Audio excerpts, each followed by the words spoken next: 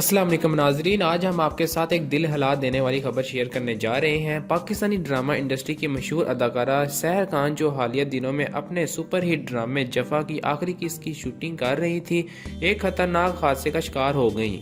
नाज़रीन, वाकया कुछ यूं पेश आया कि सहर खान ड्रामे की आखिरी किस्त की शूटिंग के लिए एक बुलंद पहाड़ पर मौजूद थीं। शूट मुकम्मल करने के बाद वो नीचे उतर रही थी तो इनका पाँव फिसल गया और वो पहाड़ की ऊंचाई से बुरी तरह जमीन पर गिरी। सहर खान को फौरी तौर पर अस्पताल के इमरजेंसी वार्ड मुंतकिल किया गया। इनके घर वालों ने मुद्दाओं से अपील की है कि वो सहर की जल्द सेहत याबी के लिए दुआ करें।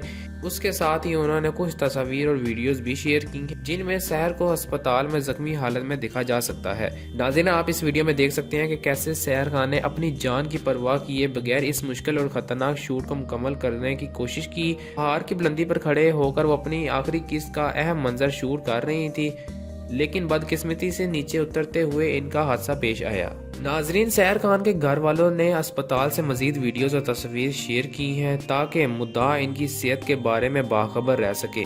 इनका कहना है कि सहर खान को फौरी तिब्बी इमदाद फराहम की गई है और वो खतरे से बाहर हैं, लेकिन मुकम्मल सेहत याबी में वक्त लग सकता है।